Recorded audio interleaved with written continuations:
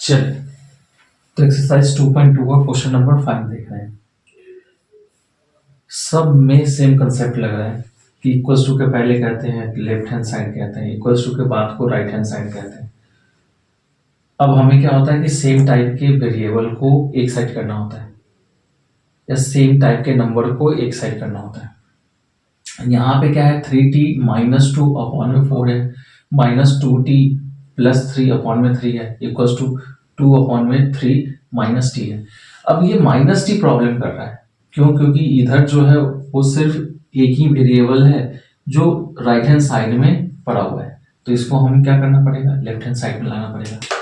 तो गौर से देखिएगा कि 3t माइनस टू अपॉन में क्या है, 4 है, माइनस 2t प्लस 3 अपॉन में, अब ये सारे के अपॉन में है, क्या लिखना पड़ेगा, 3। अब देखिए यहां t का साइन क्या है, माइनस है, तो इक्वल्स टू के पहले आएगा तो क्या होगा, प्लस, और यहाँ पे t आ जाएगा, और t के नीचे कुछ नहीं है तो डिनोमिनेटर में हम लोग 1 मान रहे हैं, और इक्वल्स टू क्या है, 2 अपॉन में 3। अब यहाँ भी एलसीएम आ गया, तो आपको एलसीएम निकालना पड़ेगा, किसका एलसीएम, किसका निकालना पड़ेगा, एलसीएम निकालना है, किसका निकालना है, 4, 3, 1, तो 1 तो लेते नहीं है, तो कुल मिलाकर 4, 3 का निकालना। अब गौर से देखिए कौन ऐसा नंबर है जो दोनों को डिवाइड करे 1 को छोड़ के, तो यहाँ तो कोई ऐसा नंबर ही नहीं है। इसका मतलब ये है कि आपको इसको डायरेक्ट मल्टीप्लाई कर दीजिए। तो एलसीएम निकालना है, किसका निकालना है, 4, 3 का, तो डायरेक्ट लिखेंगे 4 इंटू 3, तो हमारा क्या आएगा, 12। तो यहाँ पे हमारा एलसीएम आएगा 12। अब ध्यान से देखिए कि ये हमारा जो नंबर है ऊपर में 3t माइनस 2 है, तो 3t माइनस 2 लिख देंगे।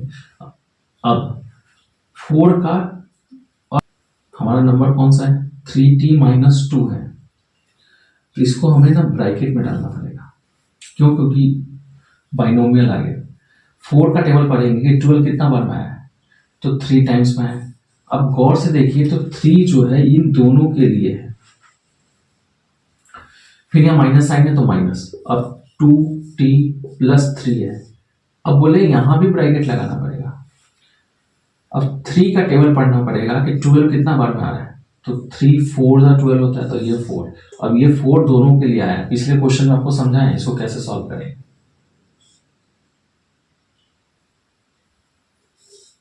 अब यहाँ प्लस है तो प्लस, अब t है तो t, और इंटू 1 का टेबल पढ़ेंगे कि 12 कितना बार में आया, तो 12 बार में आएगा, और इक्वल्स टू क्या होगा, 2 अपॉन में 3।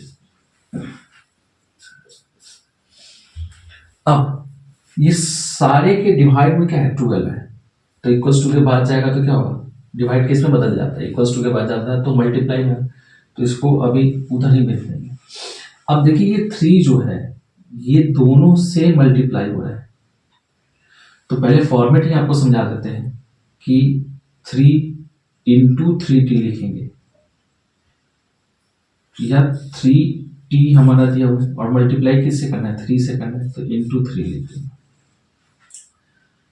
फिर यहाँ माइनस साइन है तो माइनस लिखेंगे, 2 इंटू 3 लिखना पड़ेगा, 2 इंटू 3 लिखेंगे, फिर माइनस। अब यहाँ देखिए माइनस इंटू प्लस, ये ब्रैकेट इंटू का काम करता है, और 2t का साइन क्या है, प्लस है, तो यहाँ माइनस आएगा, क्योंकि माइनस इंटू प्लस करते हैं, तो माइनस इंटू प्लस करते हैं तो क्या होता है, माइनस होता है, तो यहाँ माइनस लिखते हैं।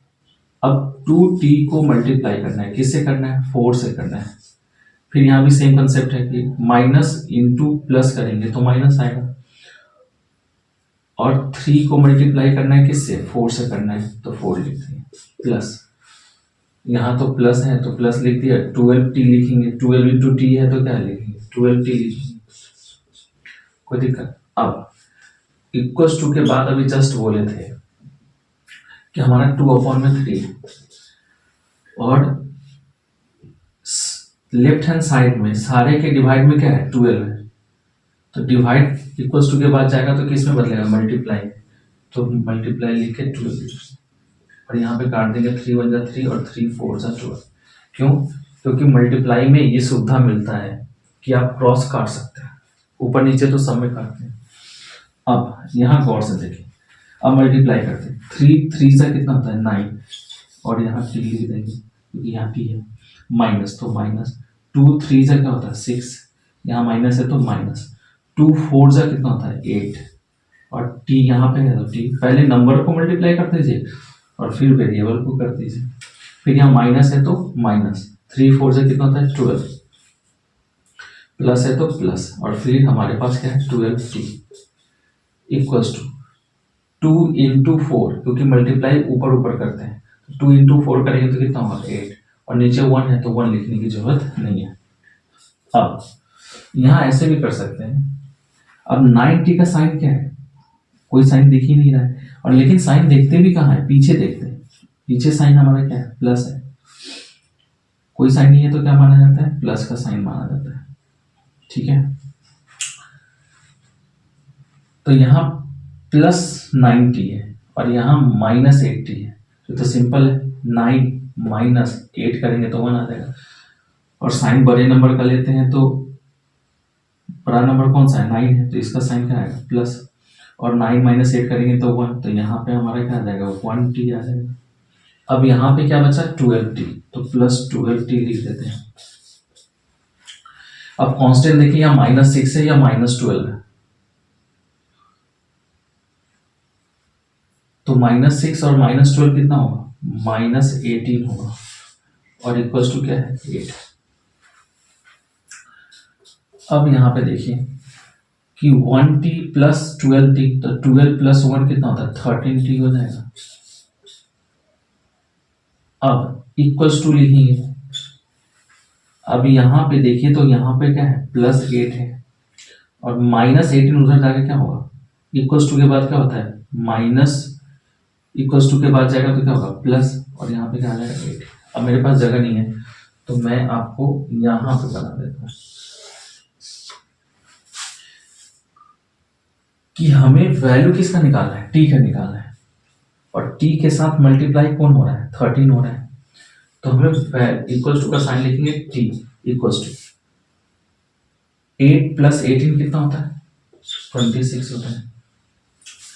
13 जो है t के साथ क्या हो रहा है मल्टीप्लाई हो रहा है, तो 13 जो है इक्वल्स टू के बाद जाएगा तो किस में जाएगा डिवाइड में जाएगा, तो 13 और 13 हो जाए 13 13 2 जा 26, तो कुल मिला के t का जो वैल्यू आएगा वो 2 है। नोट कीजिए।